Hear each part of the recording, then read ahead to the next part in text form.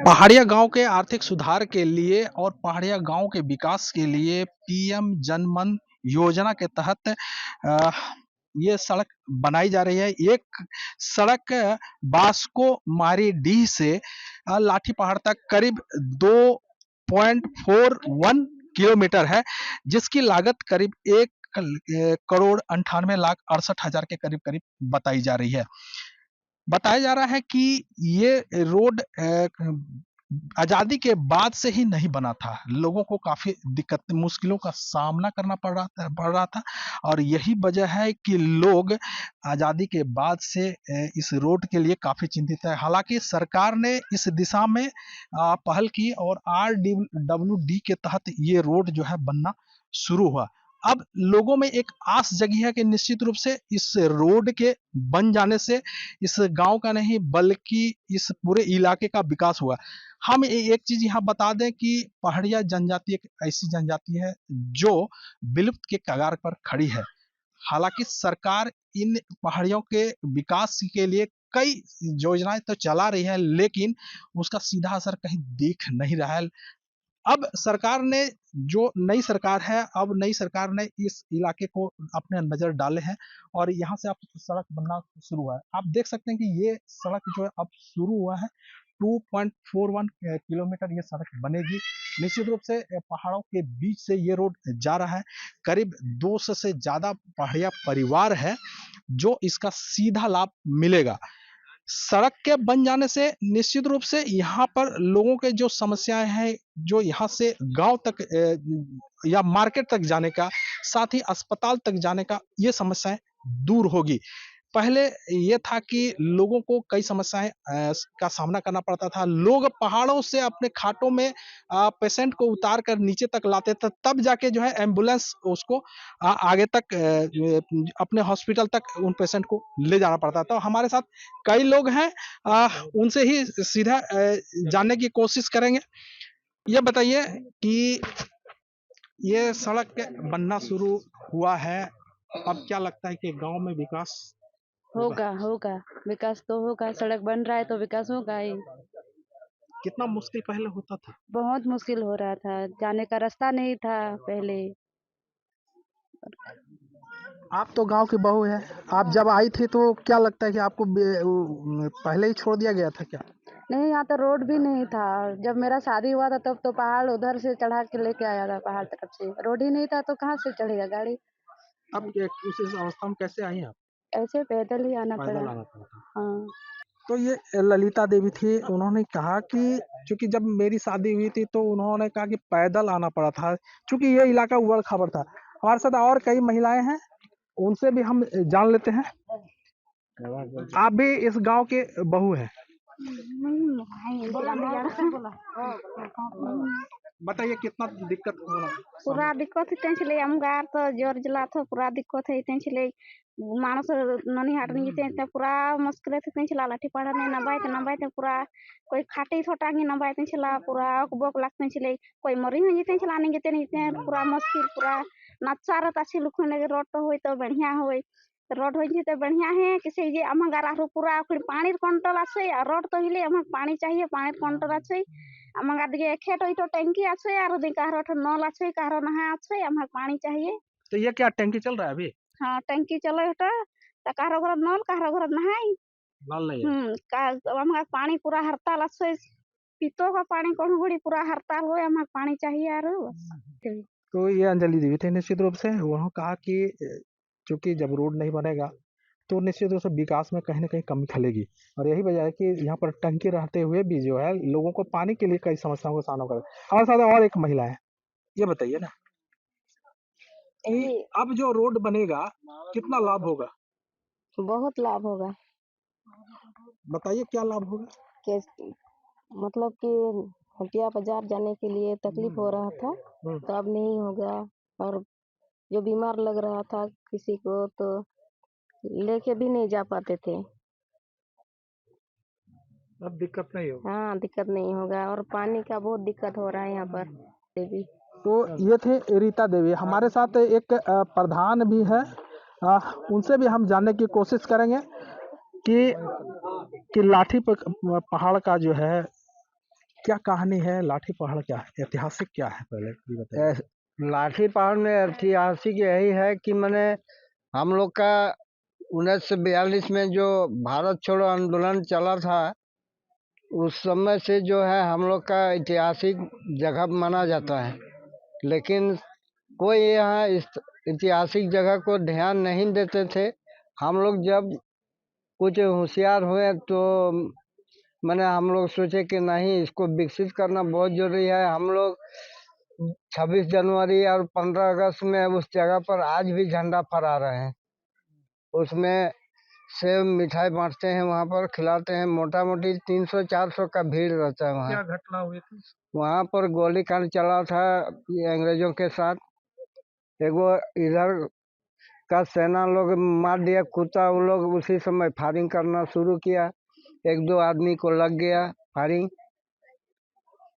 अच्छा, ये बताइए प्रधान जी कि निश्चित रूप से कि 15 अगस्त और 26 जनवरी में आप झंडा तो फहराते हैं, लेकिन आज़ादी के 7 दशक बीत जाने के बाद भी क्या लगता है कि आपका रोड, आपके गांव का विकास हो पाया? नहीं, इसका क्या कारण था? इसमें जो है हम लोग का कोई उतना माने पहुंच वाला ही नहीं था, ना कोई किसी को बोल पाता था। जब हम थोड़ा पढ़े लिखे तो हम सोचे कि नहीं भाई, हम लोग सब अगर बोका ही बनेंगे तो यहाँ कुछ विकास नहीं होगा। और हम उसमें लगे हुए रहे। मोटा मोटी 15-20 साल से हम ये रोड के लिए हम परेशानी किए और इसमें लगे हुए रहे। हम लोग पहले अपना श्रमदान करके बनाए, हम लोग गांव वाला मिल करके, तब आज जो है यहाँ रोड शुरू हुआ है। मतलब कि प्रधान जी, आप मानते हैं कि जब तक रोड नहीं बनेगा तब तक विकास का खाका तैयार नहीं किया जा सकता है? वो तो है। रोड होने से अभी देखिए कितना हम लोग जो है अपना रोड बना लिए, तो अभी बच्चा बहुत पढ़ लिख रहा है।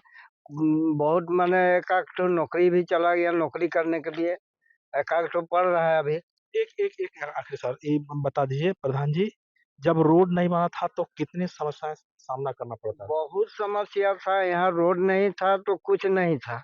अभी रोड बना तो सब कुछ। कोई सरकारी आदमी भी आने जाने में दिक्कत नहीं होगा, ताकि वहाँ जाके समस्या ले सके। अधिकारी आते थे उसमें? कहाँ, एक बार हम डीसी को चढ़ाए थे, वो साक्षरता अभियान चला था उस समय। हम अपने से बोले सर, यहाँ एसडीओ को भी चढ़ाए थे। एसडीओ साहब तो एक दिन रात में आकर के घुर गया वहाँ से, बोला रास्ता है ये नहीं है, नहीं जा पाएंगे। हाँ, नहीं आ पाया। छोटे से छोटे कर्मचारी आते हैं कभी? कभी कलाल मैंने पहले तो आता ही नहीं था, कर्मचारी आता था पैदल, बाकी कोई और कोई नहीं आता था। तो ये थे लगनगिरी ग्राम प्रधान। उन्होंने कहा कि जब रोड इस इलाके में नहीं बनी थी, उबड़ खाबड़ था, तो इस इलाके में यहाँ पर सरकारी मुलाजिम भी पहुंचना जरूरी नहीं समझते थे, और यही वजह है कि आज तक गांव का जो है विकास होना चाहिए था, वो चहुमुखी विकास नहीं हो पाया। लेकिन अब जो है RWD द्वारा जो है रोड बनना शुरू हुआ है, तो निश्चित रूप से अब विकास का कहीं न कहीं किरण लोगों को दिखाई पड़ा है, और लग रहा है, लोग भी मान रहे हैं कि अब इलाके में जो है अधिकारियों का भी आना शुरू हो गया है, और अब लोगों को दिक्कत नहीं होगी। विकास का नया आयाम बनेगा, नया रास्ता खुलेगा। हमारे साथ जो है एग्जीक्यूटिव इंजीनियर, हम पहले उन्हीं से जाने की कोशिश करेंगे। सुशील जी हमारे साथ हैं। सर ये बताइए ना कि चूंकि ये पहाड़ी है, पहाड़ों पर सबसे बड़ा चुनौती सड़क को बनाने में लगता है। करीब 2 करोड़ यानी कि 1,98,68,000 के आसपास का ये रोड बनना है। 2.41 किलोमीटर है। कितनी समस्या झेलनी पड़ेगी क्योंकि पहाड़ है? पहले तो आप लोगों को बहुत बहुत बधाई, आप लोग अच्छे समय पे आए हैं। आज हम लोग यहाँ पर PMGSY, RCPL और PM जनमन का उपलब्धि समारोह मना रहे हैं यहाँ पर, जो सेंट्रल गवर्नमेंट की स्कीम्स हैं। ये 25 दिसंबर 2000 को लॉन्च हुई थी PMGSY, और हम लोगों ने अभी तक इसमें PMJSY 1 फेज में 1, PMJSY 2, 3 और PM जनमन और RCPL का काम हम लोग कर रहे हैं। लगभग 2000 से 2019 के बीच में हम लोगों ने यहाँ पर दुमका में करीब करीब 1114 किलोमीटर का रोड का निर्माण कराया था PMJSY फेज 1 में। ये काफ़ी बड़ा अचीवमेंट रहा। इसके बाद हम लोगों ने फेज 2 में 2019 से 22 के बीच में हम लोगों ने 85.75 किलोमीटर का रोड यहाँ हम लोगों ने बनवाया है अभी। और अभी हम लोग फेज 3 की काम कर रहे हैं यहाँ पर, जिसमें हम लोगों ने अभी मात्र हम लोगों ने 105 किलोमीटर किया और अभी रिमेनिंग हम लोग का 118 किलोमीटर का काम चल रहा है। और इसके साथ साथ सरकार की अब पहल हो गई है कि PM पहाड़िया जहाँ पर भी हैं, जो 100+ आबादी है वहाँ पर एक रोड बनाने की स्कीम चल रही है, जिसे हम लोग PM जनमन ले रहे हैं। जहाँ भी हम लोग मना रहे हैं समारोह, ये PM जनमन का ही एक रोड है जो हम लोग बनाने जा रहे हैं। अभी हम लोग PM जनमन में यहाँ पर 2 रोड पर हम लोग काम कर रहे हैं। एक है आपका रामगढ़ में, यहाँ भी बास्को से यहाँ पर लाठीपहाड़, और एक मसलिया में हम लोग कर रहे हैं। और अभी हम लोग के टेंडर प्रोसेस में 35 रोड, करीब लगभग आपका 59 किलोमीटर का रोड जो है टेंडर प्रोसेस में है। ये भी जल्दी से हम लोग काम करेंगे। मतलब लगभग हम लोग पूरे PMJSY के योजनाओं को बहुत ही सही तरीके से रोड को हम इम्प्लीमेंट करा के बना रहे हैं। और बहुत जल्द आपको PM जनमन में भी काफ़ी पहाड़ियाँ को भी हम लोग जोड़ देंगे यहाँ से। और अगर चुनौती की बात, तो निश्चित तौर से जहाँ भी पहाड़ है, चुनौती रहेगी इंजीनियर्स के लिए, क्योंकि हाई ग्रेडियंट पर काम करना पड़ता है और उसको काटते हुए रोड को बनाना है, जिसे बहुत टफ काम है। लगभग हमारे इंजीनियर्स और कॉन्ट्रैक्टर मिलकर एक इसको भली बहुत ही अच्छे ढंग से बना रहे हैं और उम्मीद करते हैं कि इस रोड को हम लोग मार्च तक कंप्लीट कर लेंगे। क्या लगता है कि सर इस रोड के बन जाने से ये जो 5 टोले करीब करीब है, कितना लाभ मिलेगा, साथ ही जो गांव को कनेक्टिंग रोड मिलेगा? देखिए, सबसे पहला चीज़ है कि किसी भी गांव के विकास के लिए रोड का होना बहुत है, तो लोग आसानी से जा सकते हैं। मरीज कहीं जाना हो, कहीं स्कूल जाना, बच्चे को, कोई डिलीवरी पेशेंट है, मतलब सारे चीज़ का जड़ है। स्टार्टिंग हम यहाँ काम कर रहे हैं, धीरे धीरे और सभी योजनाएं यहाँ आएंगी। जो कमी बेसी है, इसके बाद धीरे धीरे सरकार अपना काम करेगी। तो ये थे एग्जीक्यूटिव इंजीनियर सुशील कुमार सिन्हा जी। उन्हें विस्तार से जो है अपनी उपलब्धियों को बताया है और साथ ही कहा है कि निश्चित रूप से ये रोड बनेगा तो इस इलाके का डेवलपमेंट निश्चित रूप से होगा।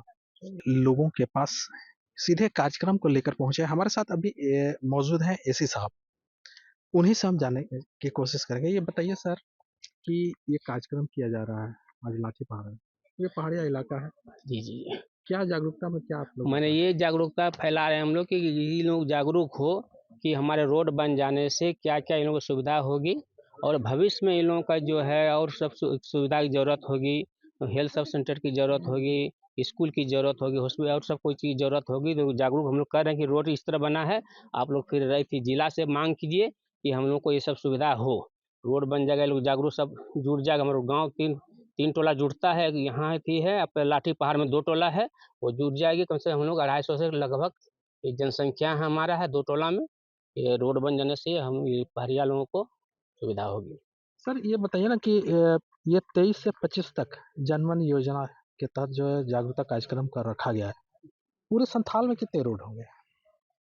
पूरे संथाल में लगभग हम लोगों को 25 रोड के आसपास होगी, जनों से स्वीकृत है अभी जी। और जो हम लोग जो है और सब लगभग हम लोग रोड का लगभग हम लोग 100-200 रोड करीब हम लोग 100 के ऊपर रोड हम लोग PM जनमन में भेज चुके हैं स्वीकृति के लिए। कितने किलोमीटर होंगे? ये किलोमीटर लगभग 1000 किलोमीटर से ऊपर। जी जी जी, ऊपर। क्या लगता है कि रोड बनेगा तो विकास का कहीं किरण दिखाई पड़ेगी लोगों को? जी बिल्कुल, इस सरकार में रोड बन जाने से ब्रिज बन, रोड के साथ साथ पुल पुलिया भी, ब्रिज भी बन रहा है PM जनमन से। ये बन जाने से पहाड़िया सबको बहुत सुविधा होगी और आदिवासी क्षेत्र में भी इसका विकास होगा। एक आखिरी क्वेश्चन बता दीजिए कि जनमन योजना जो है क्या ये सिर्फ पहाड़ियों के लिए ही बना है? ज्यादातर वो पहाड़िया सुविधा देने के लिए ही PM जनमन का है। मैक्सिमम सुविधा हम लोग को पहाड़िया, कैसे पहाड़िया सबका गांव जुटे, इसके लिए हम लोग सरकार इस पर पहल कर रही है। क्या लगता है कि जो पूर्व में जो पहाड़िया के जो जीवन स्तर था, रोड नहीं था, तो इससे क्या काफी खराब स्थिति, बहुत खराब स्थिति थी। रोड बन जाने से बहुत स्थिति सुधरेगी, विकास की ओर बढ़ेगी, वो लोग भी विकास की ओर बढ़ेगा पहाड़िया लोग।